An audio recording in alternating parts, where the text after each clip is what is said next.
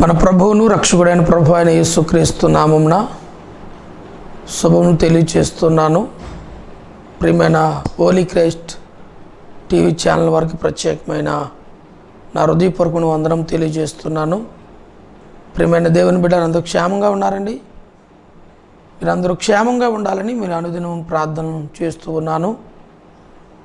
మరి దిన వర్తమానం లేఖన భాగాన్ని చదువుకొని ప్రార్థన చేసి ప్రారంభించుకుందాం. పరిశుద్ధ గ్రంథం నుండి ఆదికాండం 24వ అధ్యాయము 34వ వచనాన్ని చదువుకుందాం. అతడు ఎట్లనను, నేను అబ్రహాము దాసుడును, యెహోవా నా యజమానుని బహుగా ఆశీర్వదించిన గనుక అతడు గొప్పవాడాయను. అతనికి గొర్రెలను గొడ్లను వెండి బంగారములను దాసీలను జనములను ఒంటెలను గాడిదలను దయచేసెను. దేవుడి పరిశుద్ధ లేఖనం దీవించబడునుగాక. ఆమేన్. ప్రేమ కలిగిన మా తండ్రి, దయగలిగిన మా దేవ, కృప కలిగిన మా యేసయ్య, నీ కొందనాలు, స్తుతులు, స్తోత్రములు చెల్లిస్తున్నాను ప్రభు. నీ కొందనాలు. ఈ చదవబడిన లేఖనముల నుంచి మీరు మాట్లాడిన దేవా, నీ కొందనాలు. సకల సృష్టికి కారణభూతుడైన మా దేవా, మీ కొందనాలు చెల్లిస్తూ ఉన్నాను. మా ప్రియ బిడ్డలందరూ వాక్యం వింటున్న ప్రతి బిడ్డ కూడా మొదటి నుంచి లాస్ట్ వరకు ఈ వాక్యం వింటానికి సహాయం చేయండి. వాక్యం ఆశీర్వాదాలు పొందుకోవడానికి సహాయం చేయండి తండ్రి.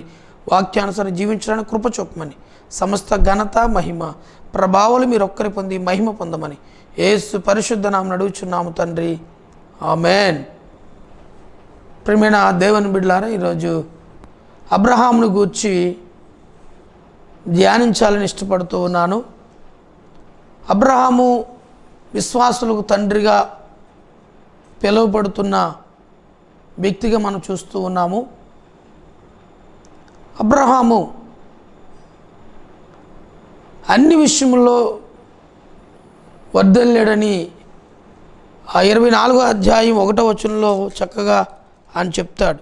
అబ్రహాం బహుకాలం గడిచిన వృద్ధుడై ఉండడు, అన్ని విషయంలోనూ యెహోవా అబ్రహామును ఆశీర్వదించెను. ఎన్ని విషయాలంటే అన్ని విషయంలోనూ కూడా అబ్రహామును దేవుడు ఆశీర్వదించాడు. ఎందుకు ఇంతగా అబ్రహాము గురించి మనం మాట్లాడుకోవాల్సిన అవసరం ఏముందనంటే, అబ్రహాము జీవితంలో కొన్ని గుణ లక్షణాలు ఉన్నాయి. అవి మనం ఆలోచన చేసి ధ్యానించగలిగితే అబ్రహాము కలిగిన ఆశీర్వాదాన్ని దేవుడు కూడా మనకి ఇచ్చాడు. అట్టి ఆశీర్వాదం మనందరం పొందుదుముగాక. మొదటిగా అబ్రహాము జీవితంలో ఆదికాండం 12వ అధ్యాయం మనం చదువుతున్నప్పుడు ఎందుకు ఇంతగా అబ్రహామును దీవించాడని ఆలోచన చేస్తే, అబ్రహామును దేవుడు ఏమని చెప్పాడంటే, యెహోవా నీవు లేచి నీ దేశము నుండి, నీ బంధువుల యొద్ద నుండి, నీ తండ్రి ఇంటి నుండి బయలుదేరి నేను చూపించు దేశమునకు వెళ్ళుము. నిన్ను గొప్ప జనముగా చేసి నిన్ను ఆశీర్వదించి నీ నామమును గొప్ప చేయుదును, నీవు ఆశీర్వాదముగా నుందువు. దేవుడు ఒక వాగ్దానం ఇచ్చాడు అబ్రహాముతో. అబ్రహామా, నేను చూపించు దేశానికి వెళ్ళు అని చెప్పాడు. ఎక్కడికి వెళ్ళాలి, ఏ ప్రాంతం వెళ్ళాలి, ఏ దిక్కు వెళ్ళాలి, ఇవేమి చెప్పకుండా దేవుడు నేను చూపించు దేశానికి వెళ్ళు అని మాట్లాడగానే ఆ మాటకి అబ్రహాము లోబడిన వ్యక్తిగా కనబడుతూ ఉన్నాడు. ఎందుకు ఇంతగా అబ్రహాము ఆశీర్వదించబడగల కారణం, మొదటి కారణం ఏంటంటే, దేవుని పిలుపుకు అబ్రహాము లోబడ్డాడు. దేవునికి ఎప్పుడైతే అబ్రహాము లోబడ్డాడో, ఆయన మాటకు లోబడ్డాడో, ఆయన మాట విన్నాడో, ఆయన మాట ప్రకారం చేశాడో, దేవుడు అప్పుడు ఆశీర్వదించడం మొదలుపెట్టాడు. మొదటగా అబ్రహాము దేవుని మాటకు విధేయతనిచ్చాడు. మనం ఒకసారి ఆలోచించగలిగితే, ఎప్పుడు అతని జీవితంలో నిజమైన ఆశీర్వాదం కలిగిందంటే, దేవుడు ఎప్పుడు ఆశీర్వదించాడనంటే, ఆదికాండ 22వ అధ్యాయం మనం చదువుతున్నప్పుడు ఆ అధ్యాయములో దేవుడు నువ్వు ప్రేమించు ఇస్సాకును నాకు బలిగా ఇమ్మన్నప్పుడు ఇస్సాకు దేవుని మాటకు లోబడి, ఆయన చిత్తానికి లోబడి ఆ మోరియా పర్వతం మీదకి ఇస్సాకును తీసుకెళ్ళి ఇస్సాకును బలి ఇవ్వటానికి ఇష్టపడ్డాడు. అంటే నిజాన్ని చూడండి, తన ఏకైక కుమారుడు, ఒక్కడైన కుమారుణ్ణి ఇవ్వటానికి ఒకే ఒక కుమారుడు అంటే ఆల్రెడీ ఇస్సాక్ గారు అన్న ఇస్మాయిల్ ఉన్నాడు. అయితే దేవుడు వాగ్దానం ఇచ్చింది ఏంటంటే శారా గర్భం ద్వారా వచ్చిన కుమారుడు ద్వారా నిన్ను నేను ఆశీర్వదిస్తానని దేవుడు వాగ్దానం చేశాడు. అందుకని ఆ కుమారుడు గురించి మనం మాట్లాడుతూ ఉన్నాం. ఆ ఇస్సాకును బలిగా ఇమ్మన్నప్పుడు ఇస్సాకుని బలిగా ఇవ్వటానికి అబ్రహాం గారు తీసుకుని వెళ్తారు. ఆయన దాసులు అడుగుతారు, అయ్యా మీరు మరలా వస్తారంటే ఇస్సాకు నేను మళ్ళీ బలి ఇచ్చి వస్తామని అక్కడ చెప్పగలదు. అంటే అతడు విశ్వాసంగా వీరుడుగా మనం చూడగలుగుతున్నాము. ఎంత నిబంధనతో ఎంత ప్రణాళికతో అని సిద్ధపడ్డాడంటే ప్రియమైన దేవుని బిడ్డలారా, అబ్రహాము జీవితంలో మొదటి ఆశీర్వాదం ఏంటంటే దేవుని మాటకి అబ్రహాము లోబడ్డాడు. ఈరోజు వాక్యం వింటున్న నీవు నేను కూడా దేవుని మాటకు లోబడితే, ఆయన పిలుపుకు లోబడితే నువ్వెవరైనా దేవుడు ఖచ్చితంగా ఆశీర్వదించడానికి ఇష్టపడుతున్నాడు. అబ్రహాముతో అంటున్నాడు, గో నీ బంధువులను విడిచిపెట్టు, నీ ఇంటి వారిని విడిచిపెట్టు, సమస్తాన్ని విడిచిపెట్టు అని చెప్పి దేవాది దేవుడు తెలియజేస్తూ ఉన్నాడు. నిజమే, ఈరోజు నీవు నేను కొన్నింటిని విడిచిపెట్టలేని స్థితిలో ఉంటున్నాం. ప్రభువు యేసుక్రీస్తు వారు చెప్పారు, నన్ను వెంబడించేవాడు ఎలా ఉండాలంటే తన ఇంటి వారిని, భార్యనైనా, పిల్లలనైనా, తల్లిదండ్రులైనా, అన్నదమ్ములైనా, అక్కజనులైనా విడిచిపెట్టి నన్ను వెంబడించాలని చెప్పినప్పుడు ఆ వాగ్దానం అబ్రహాము జీవితంలో నెరవేరింది. అబ్రహాము యేసుక్రీస్తు పలికిన మాటలు కూడా ఆయన ఆదికాండం 12 మనం చూడగలుగుతున్నాము. యేసుక్రీస్తు భూమి మీద ఉన్న సమయంలో కూడా చెప్తాడు, మీరు దీన్నైతే నా కొరకు వదులుకుంటారో దాన్ని నేను మరలా నీకు 100 తలంతులు 100 ఆశీర్వాదాన్ని నువ్వేది భూమి మీద నా కొరకు నువ్వు కోల్పోవడానికి ఇష్టపడతావో దానిని నేను నీకు ఇవ్వడానికి ఇష్టపడతానని ప్రభువు యేసుక్రీస్తు వారు తెలియచేశారు. అదే రీతిగా అబ్రహాము కూడా తన తండ్రి ఇంటిని, తన యొక్క దేశాన్ని, తన జనాంగాన్ని విడిచి దేవుడు చూపించి దేశానికి వెళ్ళటానికి ఎప్పుడైతే ప్రణాళిక చేసుకున్నాడో, సిద్ధపడ్డాడో, అప్పుడు దేవుడు అంటున్నాడు, నిన్ను నేను నిశ్చయంగా ఆశీర్వదిస్తానని చెప్తున్నాడు ప్రియమైన. అంతేకాదు నిన్ను గొప్ప జనముగా చేసి నేను ఆశీర్వదించి నీ నామమును గొప్ప చేయుదును, నువ్వు ఆశీర్వదముగా నుందువు, నిన్ను ఆశీర్వదించి వారిని ఆశీర్వదిస్తానని దేవుడు వాగ్దానం ఇచ్చాడు. అబ్రహామును ఎవరైతే ఆశీర్వదిస్తారో దేవుడు వారిని కూడా ఆశీర్వదిస్తానని ఒక వాగ్దానం ఇచ్చాడు. అంటే దేవుడు మాటిస్తే నెరవేర్చే దేవుడు. ఆయన మాట తప్పనివాడు, ఆయన మారనవాడు, ఆయన మార్పు లేనివాడు, ఆయన నిన్న నేడు నిరంతరము ఏకరీతిగా ఉన్నవాడు. ఆయన మాట ఇచ్చాడంటే ఖచ్చితంగా ఆ మాటని నెరవేర్చే దేవుడని ఆయన రూఢి చేసుకుంటున్నాడు ప్రియమైన దేవుని బిడ్డలారా. అబ్రహాముతో ఒక నిబంధన చేశాడు. అబ్రహామా నేను చూపించే దేశానికి వెళ్ళినప్పుడు దేవుని మాటకి విధేయత చూపాడు, దేవుని పిలుపును లోబడ్డాడు. మనకి ఈరోజు వాక్యం వింటున్న నీవు నేను కూడా మొదటగా అబ్రహాం జీవితంలో మొదటి కారణం ఏంటంటే దేవుని పిలుపు విన్నాడు, దేవుని మాటకి లోబడినట్లుగా మనం చూస్తున్నాం ప్రియమైన దేవుని బిడ్డలారా. అదే 12వ అధ్యాయములో 7 నుంచి మనం 9 వచనాలు చదవగలిగితే, యెహోవా అబ్రహాంకు ప్రత్యక్షమై నీ సంతానమునకు ఈ దేశం ఇచ్చిదని చెప్పగా అతడు తనకు ప్రత్యక్షమైన యెహోవాకు ఒక బలిపీఠము కట్టెను. చూడండి, దేవునికి రెండవదిగా బలిపీఠం కట్టాడంట. దేవుడే అబ్రహాంకు ప్రత్యక్షమయ్యాడండి. ఒకసారి ఆలోచన చేయండి, దేవుడే అబ్రహాంకు ప్రత్యక్షమే అంటున్నాడు. నీవు చెప్తున్నాడు ఒక మాట మన జాగ్రత్తగా చదవగలిగితే అంటున్నాడు, నీ సంతానమునకు ఈ దేశం ఇచ్చిదని చెప్తున్నాడు. చూడండి, పాలు తేనె ప్రవహించే దేశము ఆ కానాను దేశానికి దేవుడు ఒక వాగ్దానం ఇచ్చాడు. ఆ వాగ్దాన దేవుడు ఆఖరికి ఆ సంతతికి దేవుడు స్థిరపరిచాడు. ఎందుకు ఈ మాట చెప్తున్నానంటే ప్రియమైన దేవుని బిడ్డలారా, ఆయన అంటున్నాడు కదా, నీ సంతానమునకు ఈ దేశం ఇచ్చేదనని వాగ్దానం చేశాడు. అందుకనే యెహోవా నామమున దేవునికి బలిపీఠము కట్టాడు. బలిపీఠం అనగా ప్రార్థన, దేవునితో సహవాసం, దేవునితో సంబంధం, దేవునితో కలిసి ఉండడం, దేవుని కలిగి ఉండడం, బలిపీఠం అనగా దేవునితో సహవాసం చేయటం, బలిపీఠం అనగా ప్రార్థన చేయడం. ఇంకో చూడండి, మనం యోబు జీవితాన్ని పరిశీలిస్తున్నప్పుడు యోబు ప్రతిరోజు బలిపీఠను కట్టేవాడు, ప్రతిరోజు దహన బలి అర్పించేవాడు. తన కుమారులు ఎవరైనా పాపం చేశారేమో, తన హృదయంలో ఏదైనా పాపం చేసి నిశ్చయించుకున్నారేమో వారి కొరకు ప్రతిరోజు బలు అర్పిస్తూ అనుదినమైన ఆ రీతిగా చేయడం ప్రారంభించాడు. అబ్రహాము జీవితంలో రెండవ ఆశీర్వాదం గల కారణం ఏంటంటే అతడు బలిపీఠం కట్టాడు. ఇంకో ఈరోజు నీవు నేను కూడా ప్రతి ఒక్క వాక్యం వింటున్న ప్రతి ప్రియమైన దేవుని బిడ్డలారా, విశ్వాసులారా, దేవుని జనాంగమా, ప్రతి ఇంట్లో కుటుంబ ప్రార్థన కలిగి ఉండాలి. ఏ ఇంట్లో అయితే కుటుంబ ప్రార్థన కలిగి ఉంటారో ఆ కుటుంబము దేవునితో సన్నిహిత సంబంధం కలిగి ఉంటే, ఆ కుటుంబం దేవునితో సహవాసం కలిగి ఉంటే ఖచ్చితంగా ఆ కుటుంబాన్ని ఆశీర్వదించడానికి ఆ దేవాతి దేవుడు ఇష్టపడుతున్నాడు. బిడ్డలారా, కనుక ఆలోచన చేయండి. మనం బలిపీఠం కట్టాలి. మన ఇంట్లో చూడండి, ఒబేదెదోమింట్లో దేవుని మందస్సు ఉందంట.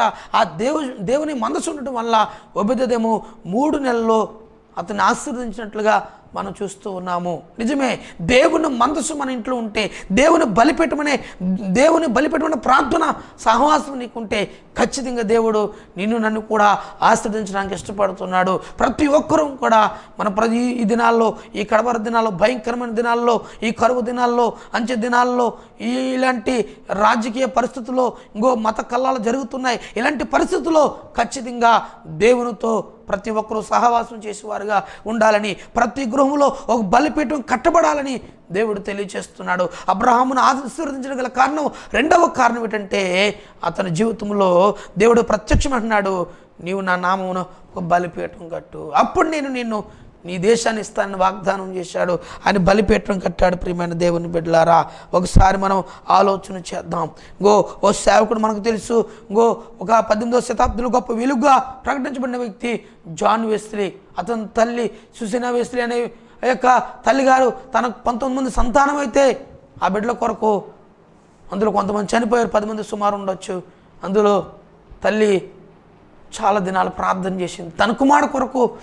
చాలా దినం జాన్ వెస్లీ గురించి ప్రార్థన చేసినప్పుడు దేవుడు ఆమె ప్రార్థనని ఆ ఇంగ్లాండ్ దేశాన్ని ఒక కుదుపు లేదా ఒక ఊపు లేదా ఆ దేశాన్ని దేవుని కొరకు ఒక అగ్ని జ్వాలగా ఉన్న వ్యక్తిగా మనకు కనబడ్డాడు జాన్ వెస్లీ గురించి.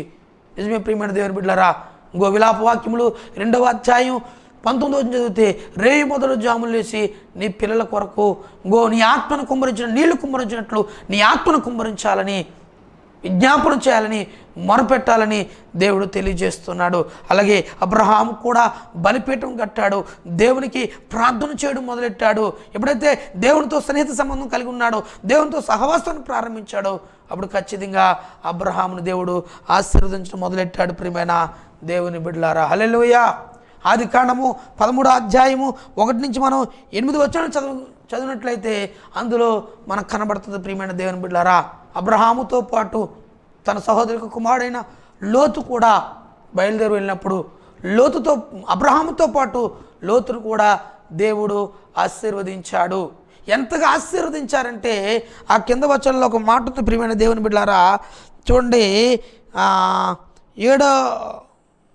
6వ వచనం చదువుదాం. వారు కలిసి నివసించుట ఆ ప్రదేశము చాలకపోయిను, ఎందుకనగా వారి ఆస్తి వారు కలిసి నివసించలేనంత విస్తారమై ఉండెను. చూడండి ఎంతగా దేవుడు అబ్రహామును ఆశీర్వదించాడు, అబ్రహాముతో పాటు వెళ్ళిన లోతును కూడా ఆశీర్వదించాడు.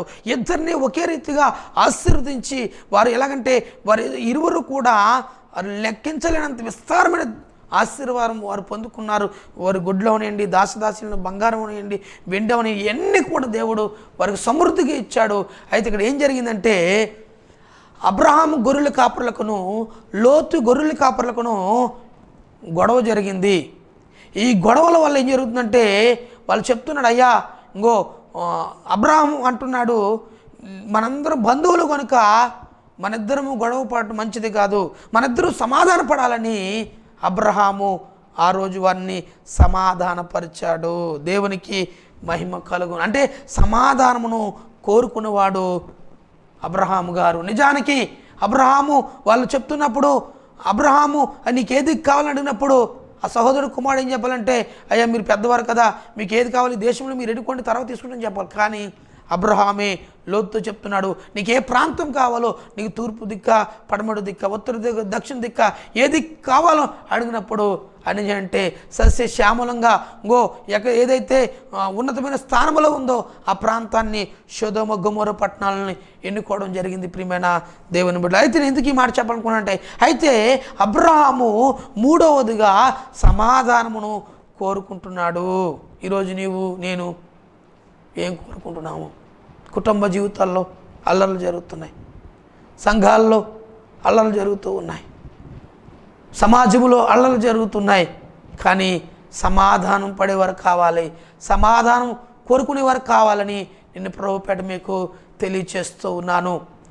అత్తాకోడల మధ్య కానీ, అన్నదమ్ముల మధ్య కానీ, తల్లిదండ్రుల మధ్య కానీ, అక్కాజనుల మధ్య కానీ, బంధువుల మధ్య కానీ గొడవలు జరుగుతున్నప్పుడు సమాధానపరిచేవారు మనకు కావాలి. అయితే అబ్రహాము అక్కడ సమాధానమును కోరుకునేవాడుగా ఉన్నాడు. ఎందుకు అంతగా ఆస్వాదించడం గల కారణం అంటే అబ్రహాము సమాధాన పడినట్లుగా మనం చూస్తున్నాం. ప్రియమైన దేవుని బిడ్డలారా, ఇక్కడ ఈ ఇరువురు కాపర్లకు గొడవలు వచ్చినప్పుడు దాన్ని అబ్రహాము చాలా సెటిల్మెంట్ చేసినట్లుగా సమాధానం కోరుకునేవాడుగా కనబడుతున్నాడు. ప్రియమైన దేవుని బిడ్డ, ఈరోజు నీవు నేను కూడా సమాధానం కోరుకునే వారిగా ఉండాలని దేవుడు ఆశపడుతున్నాడు. నాలుగవదిగా ఆదికాండం 18వ అధ్యాయం మనం చూస్తే 20 నుంచి 33 వచనాలు మనం చదవగలిగితే అందులో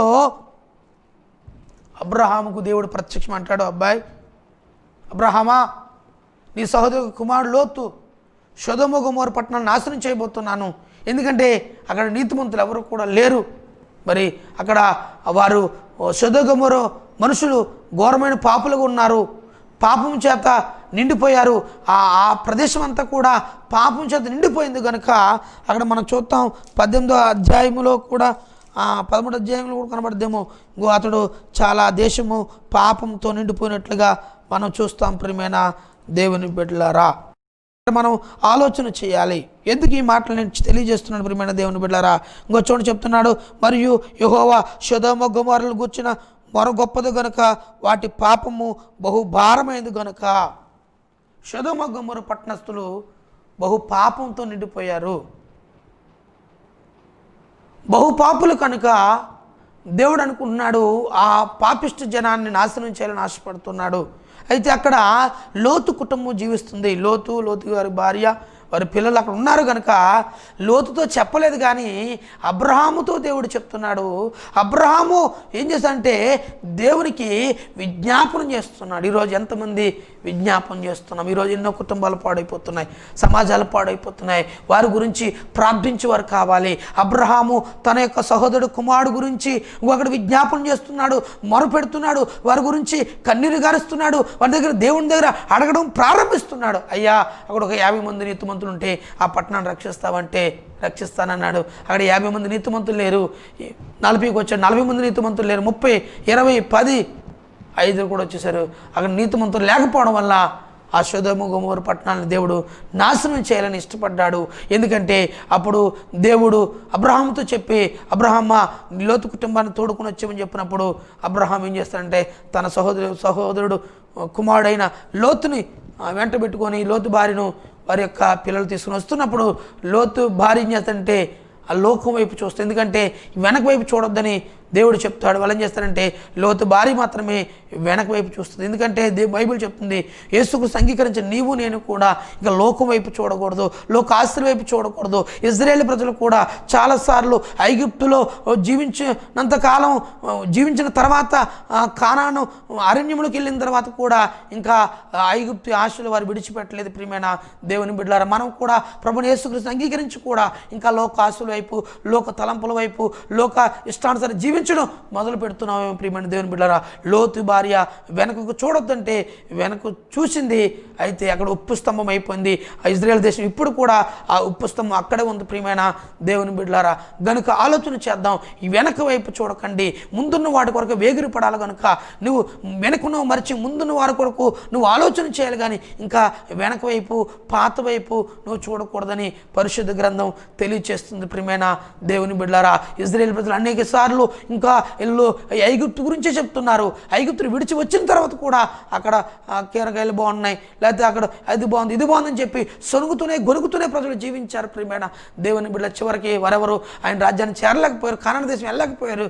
గల కారణం ఏంటంటే వారి సనుగుడుతనమే వారిని వెళ్ళలేని స్థితిలో చేసింది. ప్రియమైన దేవుని బిడ్డలారు, ఈరోజు ఇంకా నీవు నేను కూడా ప్రభుని యేసు గురించి అంగీకరించి కూడా ఇంకా లోకం వైపు చూస్తున్నామేమో, లోకాసుల వైపు చూస్తున్నామేమో, లోక ఆలోచన గురించి నువ్వు తపన పడుతున్నామేమో. ప్రియమైన దేవుని బిడ్డలారా, లోక ఆలోచన విడిచిపెట్టాలని పరిశుద్ధ గ్రంథం తెలియచేస్తుంది. ప్రియమైన దేవుని బిడ్డలారా, నిజమే ఇక్కడ ఆయన తెలియచేస్తూ ఉన్నాడు. చూడండి, లోతు గూర్చి విజ్ఞాపన చేస్తున్నాడు. అంతేకాదు ఇతరుల కొరకు కూడా ప్రార్థించే అలవాటు నీకు నాకు కూడా ఉండాలి. చూడండి, ఇద్దరు వేరైపోయినప్పుడు కూడా లోతు పట్టణాలు ఎన్నుకున్నాడు, వెళ్ళిపోయాడు. అబ్రహాము ఆ పల్లె గ్రామాలు, ఆ ఎడారిగా లోయలు గల ప్రాంతాన్ని ఎన్నుకున్నాడు. దేవుడు దాన్ని సస్యశ్యామలుగా మార్చాడు. అయితే ఆ ప్రాంతం ఉన్నా కానీ అబ్రహాం మాత్రం దేవునికి విజ్ఞాపన చేయడం విడిచిపెట్టలేదు. ఈరోజు నీవు నేను వాక్యం వింటున్న ప్రియమైన దేవుని బిడ్డలారా, మనం కూడా ఇతరుల గురించి విజ్ఞాపనం చేయాలి. ఇంకో సంఘం గురించి విజ్ఞాపనం చేయాలి. సంఘములో ప్రార్థనా యోధులు, ప్రార్థనా పరులు, ప్రార్థన వీరులు, అంగలార్చేవారు కావాలి. ఈరోజు విజ్ఞాపన చేసేవారు కావాలి. అబ్రహాం వలె నీవు నేను కూడా విజ్ఞాపన చేయాలని నేను ప్రభుపేట మీకు అందరికీ తెలియచేస్తున్నాను. ప్రియమైన దేవుని బిడ్డలారా, ఒకసారి ఆలోచన చేద్దాం. ఐదవదిగా ఎందుకు అంతగా అబ్రహాము ఆశీర్వదించబడగల కారణం ఏంటంటే 14వ అధ్యాయం చూడండి, 18 నుంచి 20 వచనాలు మనం చూడగలిగితే అందులో ఒక మాట ఉంది. ప్రియమైన దేవుని బిడ్డలారా, మరియు షాలేము రాజైన మెల్కీషెదెకు రొట్టెను ద్రాక్షారసము తీసుకొని వచ్చెను. అతడు సర్వోన్నతులకు దేవునికి యాజకుడు. అప్పుడతడు అబ్రహాము ఆశీర్వదించి ఆకాశమునకు భూమికిని సృష్టికర్తయును సర్వోన్నతుడైన దేవుని వలన అబ్రహాము ఆశీర్వదించబడును గాక అని నీ శత్రువులు నీ చేతికి అప్పగింపబడిన సర్వోన్నతులకు దేవుడు స్తుతింపబడును గాక అని చెప్పును. అప్పుడు అతడు అన్నింటిలో ఇతనికి 10వ వంతు ఇచ్చెను. దేవునికి మహిమ కలుగును గాక. నిజమే. 4వదిగా 5వదిగా చూడండి, దశమ భాగం గురించి ఇందులో రాయబడింది.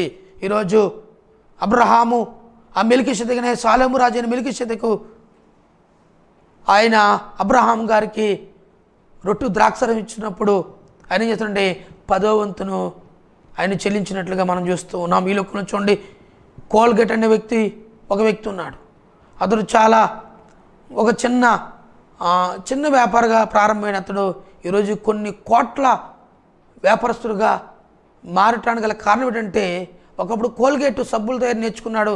అలాగా కోల్గేట్ పేస్టులు, కోల్గేట్ చాలా టీత్ పేస్టులు, బ్రష్లు చాలా రకరకాలుగా వచ్చే కోల్గేట్ ఈరోజు ప్రపంచవ్యాప్తంగా విస్తరించడం గల సీక్రెట్ ఏంటంటే, కోల్గేటు ఆ చిన్న వ్యాపారం చేస్తున్నప్పుడు ఒక ఓడ నావికుడు ఆ దేశాన్ని 3 నెలలు ఆ ఓడలో ప్రయాణం చేస్తున్నప్పుడు ఆ నావికుడు చెప్పాడంట, అబ్బాయి నువ్వు దేవునికి దశమ భాగం నువ్వు ఇస్తే దేవుని నిన్ను ఆశీర్వదిస్తానని చెప్పినప్పుడు ఆ చెప్పిన మాట విని ఈ కోల్గేట్ కూడా దేవునికి దశమ భాగం ఇవ్వడం ప్రారంభించాడు.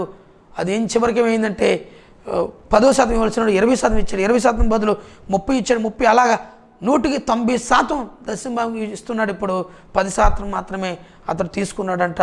ఆ లాస్ట్ దినాల్లో అతడు కోల్గేట్ గురించి ఎందుకు చెప్తున్నా అంటే, దశమ భాగం విషయంలో అది దేవుని సొమ్ము కనుక నీవు నేను ఎవరైనా ఖచ్చితంగా దేవునికి దేవుని సొమ్ము మనం ఇవ్వాలని పరిశుద్ధ గ్రంథం తెలియచేస్తుంది. అబ్రహాము ఆశీర్వదించబడడం గల కారణం ఏంటంటే, అబ్రహాం కూడా దశమ భాగాన్ని ఆ ప్రధాన యాజకుడైన షాలేము మెల్కీషెదెకు ఇచ్చినట్లుగా మనం చూస్తున్నాం. ప్రియమైన దేవుని బిడ్డలారా, హల్లెలూయా హల్లెలూయా. అందుకే చాలాసార్లు మలకి గ్రంథంలో 3వ అధ్యాయం నుంచి 10 వచనం చదివితే మీరు దొంగలని చెప్తాడు, దోచుకునేవారని చెప్తాడు, మీరు దొంగలుగా ఉన్నారని చెప్తాడు ఆయన. కానీ మనం దొంగలుగా ఉండకూడదంటే ఖచ్చితంగా నీవు నేను మనందరం కూడా దశమ భాగాన్ని దేవునికి ఇవ్వాలని పరిశుద్ధ గ్రంథం తెలియచేస్తుంది. ప్రియమైన దేవుని బిడ్డలారా, 6వదిగా ఎందుకు అంతగా ఆశ్రయించడం గల కారణం ఏంటంటే, ఆదికాండం 18వ అధ్యాయం మనం చదువుతున్నప్పుడు 18వ అధ్యాయంలో మొదటి నుంచి మనం 4 వచనాలు చదివితే మనకు తెలుసు, ఆ మమ్రే ఆ సింధూర వృక్షం దగ్గర, సింధూర వనములో ఆ మమ్రే దగ్గర ఉన్న ఆ ప్రాంతంలో ఎండవేళ గుడారం వేసుకున్నప్పుడు ఆ గుడారం దగ్గరికి 3 మనుషులు దేవుని దూతలు రావడం జరిగింది. అబ్రహాము వాళ్ళకి సాగిలిపడి నమస్కరించి వారిని చూసి లోపలికి రమ్మని ఆహ్వానించి వాళ్ళని ప్రేమించి వారికి ఒక గొప్ప విందును ఆయన ఏర్పాటు చేయడం జరిగింది. అంటే అబ్రహాము దేవునికి ఆతిథ్యం ఇచ్చేవాడుగా ఉన్నాడు. అందుకే హెబ్రీ పత్రిక 13వ అధ్యాయంలో మనం చూస్తాం, వారి తెలియకే వారు ఆతిథ్యం ఇచ్చారు, వారి ఎరువుకే ఆతిథ్యం ఇచ్చారు, వారు గొప్ప ఆశీర్వాదాన్ని పొందుకున్నట్లుగా మనం చూస్తున్నాం. ప్రియమైన దేవుని బిడ్డలారా, అబ్రహాము జీవితంలో 6వ సంఘటన ఏంటంటే ఆతిథ్యం ఇచ్చడం ద్వారా ఆశీర్వాదం పొందుకున్నాడు. ఆ మిట్ట మధ్యాహ్నం వేళ ఆ ముగ్గురు దూతలు లేదా ముగ్గురు మనుషులు, ముగ్గురు యొక్క ఆ బిడ్డలు వచ్చినప్పుడు వారికి సమృద్ధి అయిన ఒక కొవ్వును దూడను, శ్రేష్టమైన దూడను, కొవ్వును దూడను వధించాడు.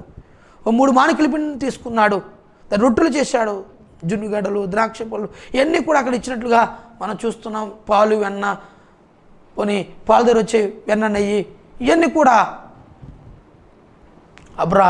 అబ్రహాము వాళ్ళ ముగ్గురికి మంచి ఆహారాన్ని పెట్టినట్లుగా మనం చూస్తున్నాం. ప్రియమైన దేవుని బిడ్డలారా, నిజమే ఈరోజు ఎంతమంది ఆతిథ్యం ఇచ్చేవారు ఉన్నారు.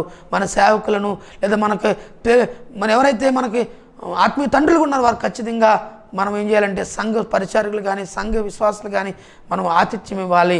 చూడండి, మనకు తెలుసు పరిశుద్ధ గ్రంథంలో చాలామంది ఆతిథ్యం ఇచ్చారు. ఇంకో గనురాయని స్త్రీ ఆతిథ్యం ఇచ్చింది. అకుల పిస్కలనే వారు పౌలు గారికి ఆతిథ్యం ఇచ్చారు. చాలామంది పరిశుద్ధ గ్రంథంలో అబ్రహాం గారు ఆతిథ్యం ఇచ్చారు. వీళ్ళందరూ కూడా, అలాగే షూనేమి పట్టణస్తురాలు కూడా ఎలీషా సేవకుడికి ఆతిథ్యం ఇచ్చింది. ఎంతోమంది దేవునికి ఆతిథ్యం ఇచ్చారు. ఆతిథ్యం ఇచ్చడం ద్వారా వారి ఆశీర్వాదాన్ని పొందుకున్నారు. ప్రియమైన దేవుని బిడ్డలారా, గనుక నీవు నేను ఆలోచన చేద్దాం. అబ్రహాం కూడా వాళ్ళ ముగ్గురు మనుషులకి మంచి దూడను వధించి ఆహారం సిద్ధపరిచి వారు మంచి భోజనం పెట్టి వారిని పంపించినప్పుడు వారు ఒక మాట చెప్పి వాళ్ళు వెళ్ళారు. మరుసటి అడిని మీ భార్య కవుల్లో ఒక కుమారుడు ఉంటాడు వాగ్దానం చేసినప్పుడు ఆ వాగ్దానము అబ్రహాం జీవితంలో నెరవేరింది. ప్రియమైన దేవుని బిడ్డలారా, ఈ 6 మాటలు ఒకసారి మనం జ్ఞాపకం చేసుకోవాలని నేను ప్రభుపేట మీకు తెలియజేస్తున్నాను. ప్రియమైన దేవుని బిడ్డలారా, మొదటగా అబ్రహాము దేవుని మాటకు లేదా దేవుని పిలుపుకు లోబడ్డాడు. రెండవదిగా అబ్రహాము దేవునికి బలిపీఠం కట్టాడు, అంటే దేవుని నామంలో ప్రార్థన చేశాడు, లేదా దేవునితో సహవాసం కలిగిన వ్యక్తిగా ఉన్నాడు. అబ్రహాం మూడవదిగా ఏం చేశాడంటే సమాధానాన్ని కోరుకున్నాడు. ఇరుపక్షాల లోతు గొర్రెల కాపరులు అలాగే అబ్రహాం కాపరులు వాళ్ళిద్దరూ తగాద పడుతున్నప్పుడు వారి సమాధానం కోరుకున్నాడు. ప్రియమైన దేవుని బిడ్డలారా, నాలుగవదిగా లోతుని గురించి ఆయన విజ్ఞాపనం చేశాడు, దేవునికి మొరపెట్టాడు. ఐదవదిగా దేవునికి 10వ భాగాన్ని అబ్రహాం ఇచ్చాడు. 6వదిగా ఆతిథ్యం ఇచ్చాడు. ఈ 6 కారణాలను బట్టి అబ్రహాము అన్ని విషయంలో ఆశీర్వదించబడినట్లుగా మనం చూస్తున్నాం. ప్రియమైన దేవుని బిడ్డలారా, వాక్యం వింటున్న నీవు నేను కూడా అబ్రహాం వలె నీవు నేను చేయగలిగితే, అబ్రహాం వలె నీవు నేను కూడా చేయగలిగితే ఖచ్చితంగా ఆయన చేయటానికి ఇష్టపడుతున్నాడు. ప్రియమైన దేవుని బిడ్డలారా, ఈ దేవుడి మాటలు దీవించబడును గాక. ఆమేన్. ప్రార్థన చేసుకుందాం. ప్రేమ కలిగిన మా తండ్రి, దయగలిగిన మా దేవ, కృప కలిగిన మా యేసయ్య, మీకు వందనాలు, స్తుతులు, స్తోత్రాలు చెల్లిస్తున్నాం తండ్రి. ఘనమైన, శ్రేష్టమైన, ఉన్నతమైన మీ నామాన్ని బట్టి ప్రభు నేను స్తుతిస్తున్నాం తండ్రి. ఈ దినాన్ని తండ్రి అబ్రహామును గురించి మేము ధ్యానించాము దేవానికి వందనాలు. ఈ వర్తమానమైన ప్రతి బిడ్డ, ప్రతి కుమారుడు, ప్రతి విశ్వాసి, ప్రతి సంఘ బిడ్డలు తండ్రి దీవించబడాలని ఆశపడుతున్నాను తండ్రి. అబ్రహాం వలె వారు దీవించండి దేవానికి వందనాలు. అబ్రహాం వలె వారు 6 కారణాలు వారు చేయటానికి, అబ్రహాం వలె తండ్రి ఇంకో దేవాని మాటకు లోబట్టడానికి తండ్రి, అబ్రహాం వలె తండ్రి ఇంకో బలిపీఠం కట్టడానికి తండ్రి, నీతో సహవాసం కలిగి ఉంటాను తండ్రి, సమాధానం కోరుకునేవారుగా తండ్రి, అయ్యా విజ్ఞాపన చేసేవారుగా తండ్రి, అవును తండ్రి, ఇంకో 10వ భాగం ఇచ్చేవారుగా తండ్రి, ఇంకో దేవా ఆతిథ్యం ఇచ్చే బిడ్డలుగా మీరు ఉంచమని ప్రార్థిస్తున్నాను. దేవానికి స్తుతులు బావయ్య. ఈ 6 కారణాలు బట్టి అబ్రహాం దీవించారు. మేమును కూడా ఇలా చేయడానికి సహాయం చేయమని వాక్యం ఉంటున్న ప్రతి బిడ్డ కూడా ఈ రకంగా జీవించాలని ఆశపడుతూ సమస్త ఘనత, మహిమ, ప్రభావాలు మీరు ఒక్కరి పొంది మహిమ పొందమని యేసు పరిశుద్ధ నామమున అడుగుచున్నాము తండ్రి. ఆమేన్. మన ప్రభు తండ్రి అయిన దేవుని ప్రేమయు, కుమారుడు యేసుక్రీస్తు కృపయు, పరిశుద్ధ ఆత్మల సహవాసం కూడిన మాకును సకల పరిశుద్ధులకు సదాకాలం తోడు నడిపించును గాక. Amen. God bless you all. దేవుడు మనల్ని దీవించును గాక. ఆమేన్.